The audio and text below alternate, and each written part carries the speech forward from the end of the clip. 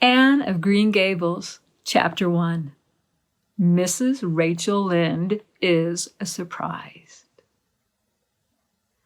Mrs. Rachel Lynde lived just where the Avonlea main road dipped down into a little hollow, fringed with alders and ladies' eardrops, and traversed by a brook that had its source way back in the woods of the old Cuthbert place. It was reputed to be an intricate, headlong brook in its earlier course through those woods, with dark secrets of pool and cascade, but by the time it reached Lynde's Hollow, it was a quiet, well-conducted little stream, for not even a brook could run past Mrs. Rachel Lynde's door without due regard for decency and decorum. It probably was conscious that Mrs. Rachel was sitting at her window, keeping a sharp eye on everything that passed, from brooks and children up, and that if she noticed anything odd or out of place, she would never rest until she had ferreted out the whys and wherefores thereof. There are plenty of people, in Avonlea and out of it, who can attend closely to their neighbor's business by dint of neglecting their own, but Mrs. Rachel Lynde was one of those capable creatures who can manage their own concerns and those of other folks in the bargain. She was a notable housewife. Her work was always done and well done. She ran the sewing circle, helped run the Sunday school, and was the strongest prop of the Church Aid Society and Foreign Missions Auxiliary. Yet with all of this, Mrs. Rachel found abundant time to sit for hours at her kitchen window, knitting cotton warp quilts. She had knitted 16 of them, as Avonlea housekeepers were wont to tell in odd voices, and keeping a sharp eye on the main road that crossed the hollow and wound up the steep red hill beyond. Since Avonlea occupied a little triangular peninsula jutting out into the Gulf of St. Lawrence, with water on two sides of it, anybody who went out of it or into it had to pass over that hill road and so run the unseen gauntlet of Mrs. Rachel's all-seeing eye. She was sitting there one afternoon in early June. The sun was coming in at the window warm and bright. The orchard on the slope below the house was in a bridal flush of pinky-white bloom, hummed over by a myriad of bees. Thomas Lynde, a meek little man whom Avonlea people called Rachel Lynde's husband, was sowing his late turnip seed on the hill field beyond the barn, and Matthew Cuthbert ought to have been sowing his on the big red brook field away over by Green Gables. Mrs. Rachel knew that he ought because she had heard him tell Peter Morrison the evening before in William J. Blair's store over at Carmody that he meant to sow his turnip seed the next afternoon. Peter had asked him, of course, for Matthew Cuthbert had never been known to volunteer information about anything in his whole life. And yet, here was Matthew Cuthbert at 3:30 on the afternoon of a busy day, placidly driving over the hollow and up the hill. Moreover, he wore a white collar and his best suit of clothes, which was plain proof that he was going out of Avonlea, and he had the buggy and the sorrel mare, which betokened that he was going a considerable distance. Now, where was Matthew Cuthbert going, and why was he going there? Had it been any other man in Avonlea, Mrs. Rachel, deftly putting this and that together, might have given a pretty good guess as to both questions. But Matthew so rarely went from home that it must be something pressing and unusual that was taking him. He was the shyest man alive and hated to have to go among strangers or to any place where he might have to talk.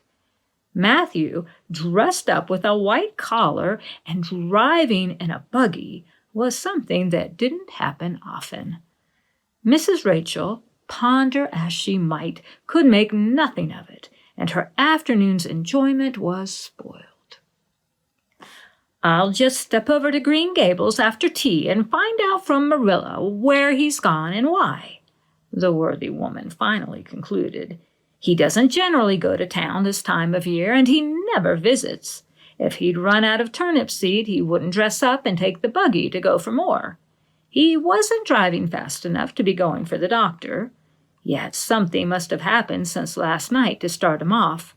I'm clean puzzled, that's what, and I won't know a minute's peace of mind or conscience until I know what has taken Matthew Cuthbert out of Avonlea today." Accordingly, after tea, Mrs. Rachel set out. She had not far to go. The big, rambling, orchard-embowered house where the Cuthberts lived was a scant quarter of a mile up the road from Lynde's Hollow. To be sure, the long lane made it a good deal further. Matthew Cuthbert's father, as shy and silent as his son after him, had got as far away as he possibly could from his fellow men without actually retreating into the woods when he founded his homestead. Green Gables was built at the furthest edge of his cleared land, and there it was to this day, barely visible from the main road along which all the other Avonlea houses were so sociably situated. Mrs. Rachel Lynde did not call living in such a place living at all. "It's just staying, that's what," she said as she stepped along the deep-rutted, grassy lane bordered with wild rose bushes. "It's no wonder Matthew and Marilla are both a little odd, living away back here by themselves. Trees aren't much company, though dear knows if they were there'd be enough of them. I'd rather look at people. To be sure, they seem contented enough, but then I suppose they're used to it. A body can get used to anything, even to being hanged, as the Irishman said."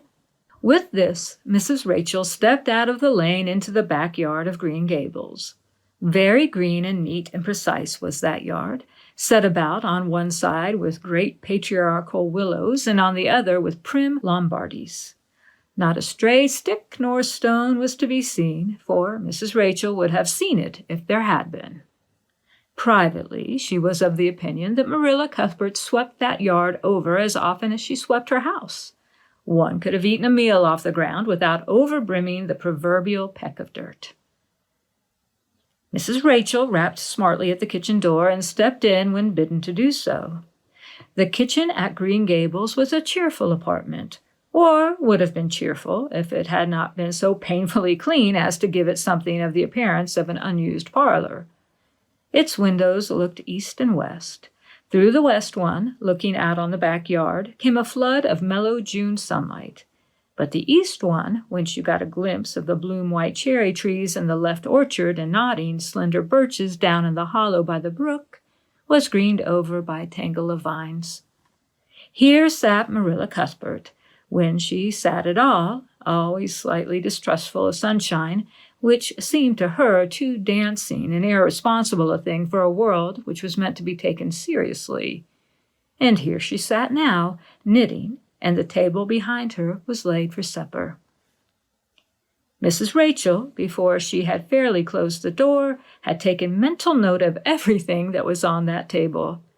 There were 3 plates laid, so that Marilla must be expecting someone home with Matthew to tea.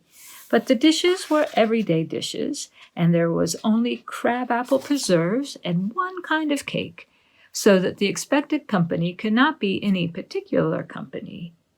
Yet what of Matthew's white collar and the sorrel mare? Mrs. Rachel was getting fairly dizzy with this unusual mystery about quiet, unmysterious Green Gables. "Good evening, Rachel," Marilla said briskly. "This is a real fine evening, isn't it? Won't you sit down? How are all your folks?" Something that, for lack of any other name, might be called friendship existed and always had existed between Marilla Cuthbert and Mrs. Rachel, in spite of, or perhaps because of, their dissimilarity. Marilla was a tall, thin woman with angles and without curves. Her dark hair showed some gray streaks and was always twisted up in a hard little knot behind with 2 wire hairpins stuck aggressively through it. She looked like a woman of narrow experience and rigid conscience, which she was. But there was a saving something about her mouth which, if it had been ever so slightly developed, might have been considered indicative of a sense of humor. "We're all pretty well," said Mrs. Rachel. "I was kind of afraid you weren't, though, when I saw Matthew starting off today. I thought maybe he was going to that doctor's." Marilla's lips twitched understandingly. She had expected Mrs. Rachel up. She had known that the sight of Matthew jaunting off so unaccountably would be too much for her neighbor's curiosity.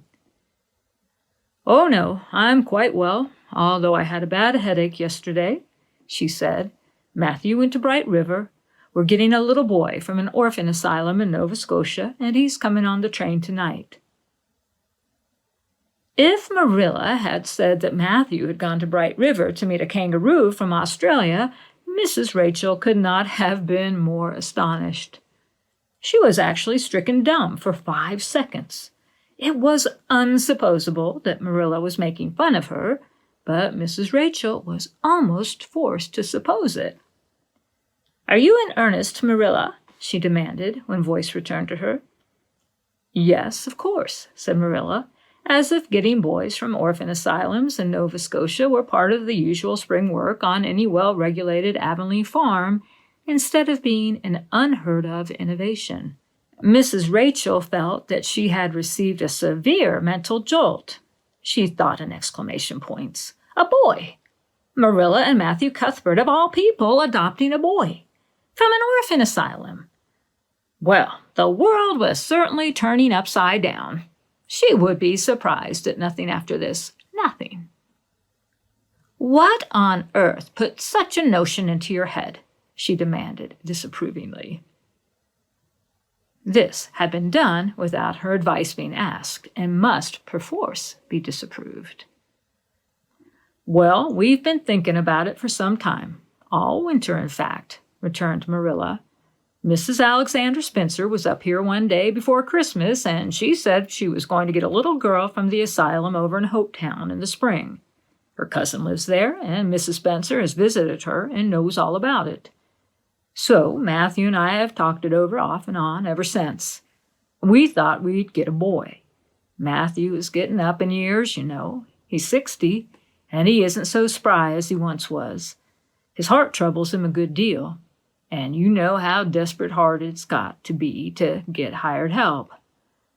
There's never anybody to be had but those stupid half-grown little French boys, and as soon as you do get one broke into your ways and taught something, he's up and off to the lobster canneries or the States.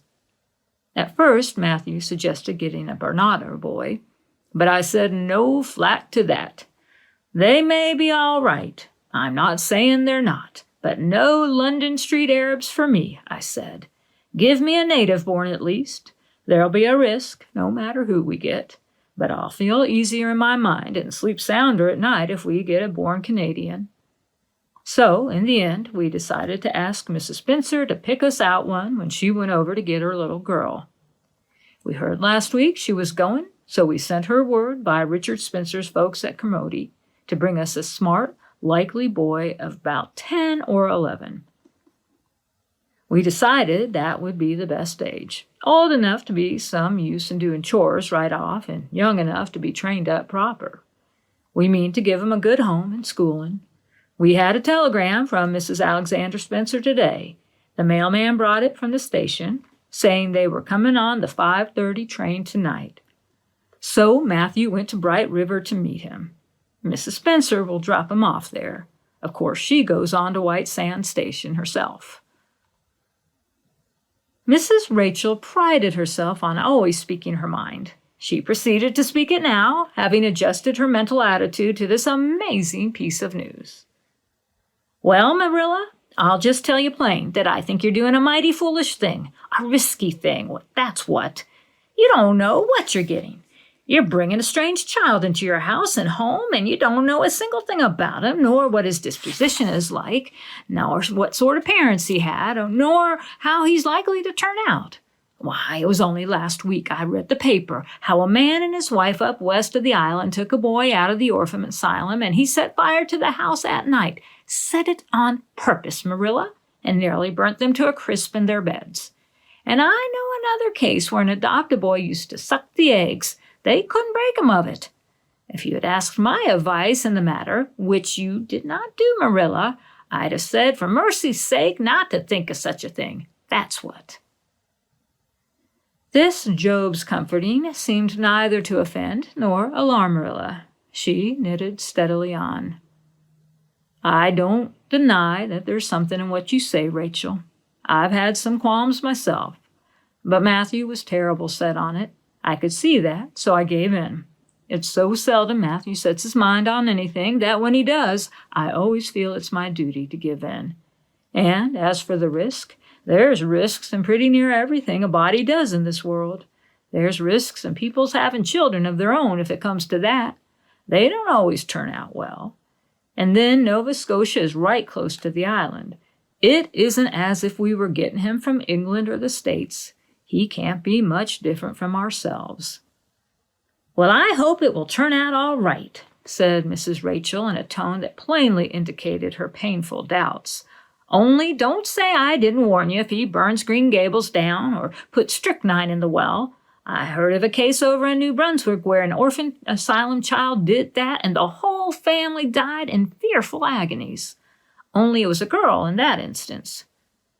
Well, we're not getting a girl, said Marilla, as if poisoning wells were a purely feminine accomplishment and not to be dreaded in the case of a boy.